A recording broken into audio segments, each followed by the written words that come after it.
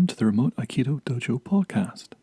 This episode is to be the best, you have to do the work.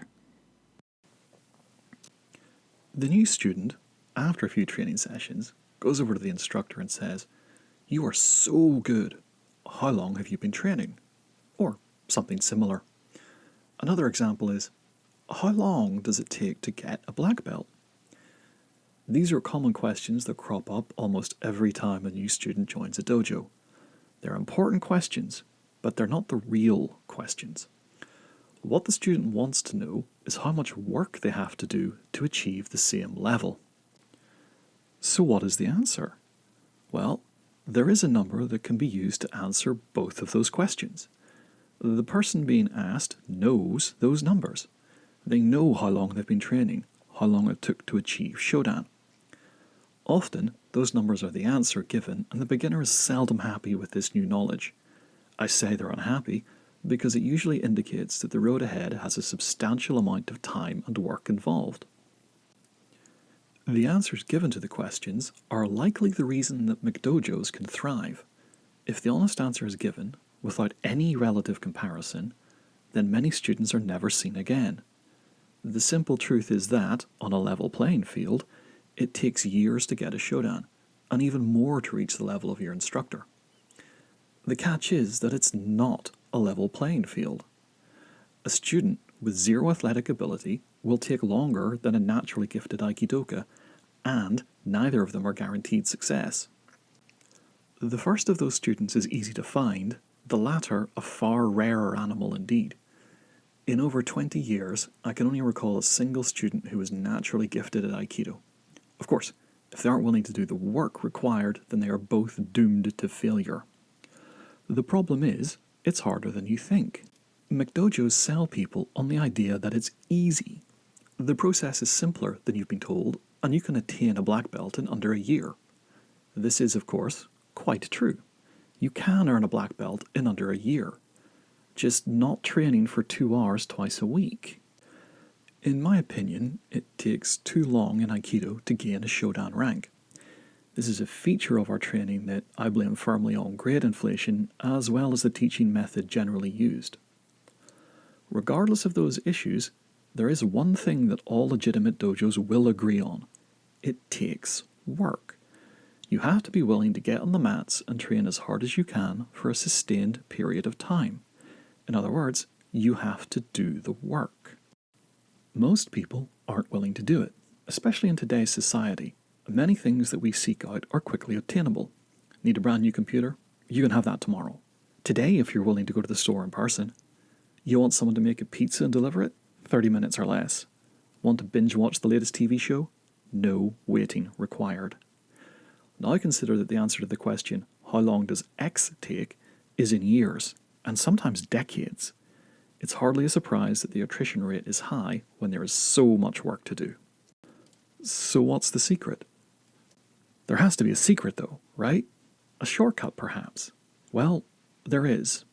And the best I've ever heard it put was by a self-defense instructor at a course. The conversation went a bit like this. The student said, "How do you develop mental strength?"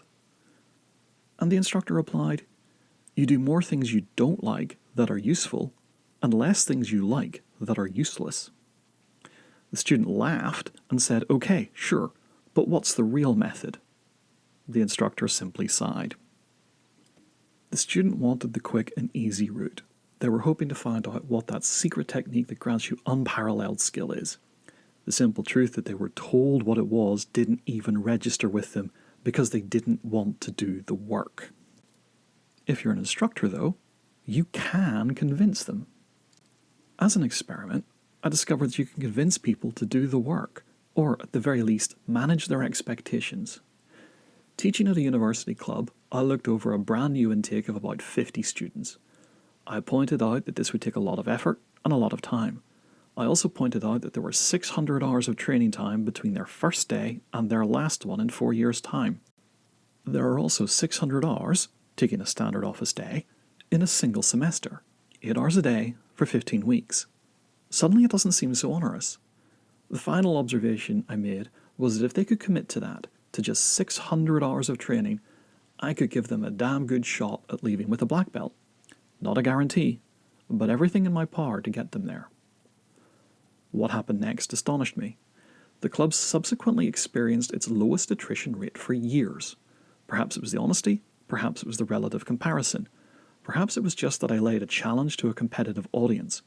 Regardless of the reason, setting out to manage their expectations on the very first session seemed to have a positive result. Unfortunately, a single data point does not make a conclusion. It will take years before I can confirm the truth of this, but initial observations are promising. So how do you get really good? To reach the pinnacle of your skill, to become very good, you have to do the work. Unfortunately, that does not mean turning up to every class. That's not enough. If you are lucky enough to have access to a dojo where you can train every day, then it will be. The majority of Aikido, though, are not so lucky. Most dojo train only a few times a week for 1 to 2 hours. People have lives to lead, and there are few that can make a living from this. An unspoken rule is that you have to start training beyond the dojo. Solo practice becomes a necessity, not an optional choice. Therein lies a problem with Aikido and the teaching method. Most people will tell you that Aikido cannot be taught as a solo art, that a partner is an absolute requirement to learn it. This is entirely true, but only to an extent.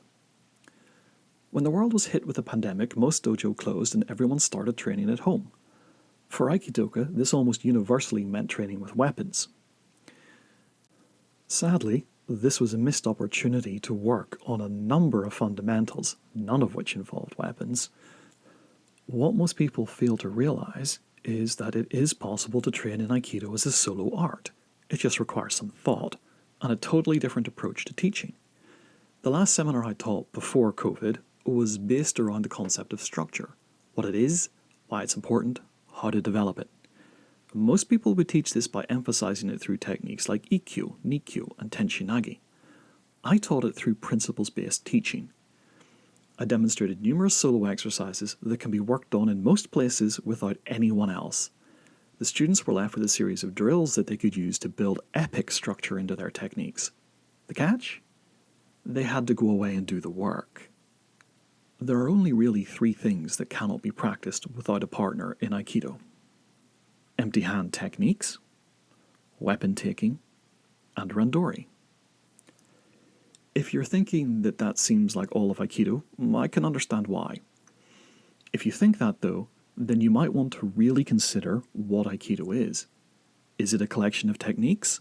If so, then you're right, and I'm wrong about solo practice. On the other hand, if it is more than the techniques, then the opposite is true. My contention would be that if it were just the techniques, why don't you see them in randori?